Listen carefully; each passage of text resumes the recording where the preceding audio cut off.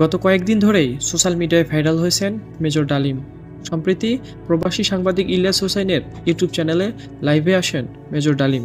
সেদিন থেকে নেট দুনিয়ায় ব্যাপক ঝড় উঠেছে মেজর ডালিমকে নিয়ে। প্রায় 50 বছর ধরে পালিয়ে বেড়াচ্ছেন শেখ মুজিবকে হত্যা করা এই মেজর ডালিম।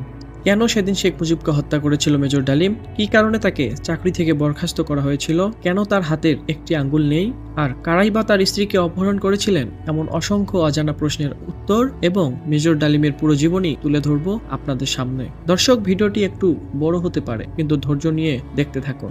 মেজর ডালিম সম্পর্কে আপনাদের মনে যত প্রশ্ন আছে, আশা করছি সেসব প্রশ্নের অবসান ঘটতে যাচ্ছে এই ভিডিওর মাধ্যমে। কথা না বাড়িয়ে চলুন শুরু করা যাক।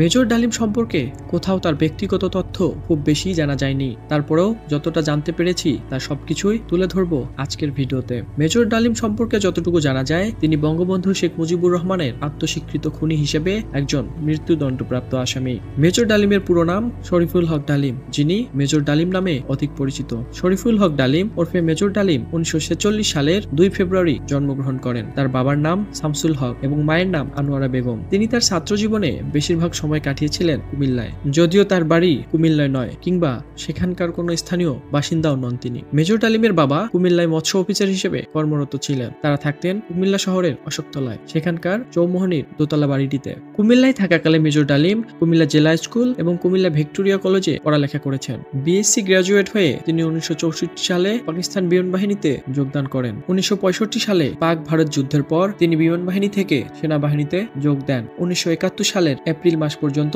মেজর ডালিম পাকিস্তান সেনাবাহিনীতে কর্মরত ছিলেন। 1971 সালে স্বাধীনতা সংগ্রামের শুরুতে সুদূর পশ্চিম পাকিস্তান থেকে পালিয়ে এসে যে দলটি সর্বপ্রথম মুক্তিযুদ্ধে যোগদান করেছিল, মেজর ডালিম ছিলেন তাদেরই একজন। মুক্তিযুদ্ধে অসাধারণ সাহস ও কৃতিত্বের জন্য বীর উত্তম খেতাবে ভূষিত হন। একজন প্রতিষ্ঠাতা সদস্য হিসেবে বাংলাদেশ সেনাবাহিনী গড়ে তোলার প্রক্রিয়ায় তার অবদান উল্লেখযোগ্য। আর সেই মানুষটি 75-এ এসে শেখ মুজিবকে হত্যা করেন।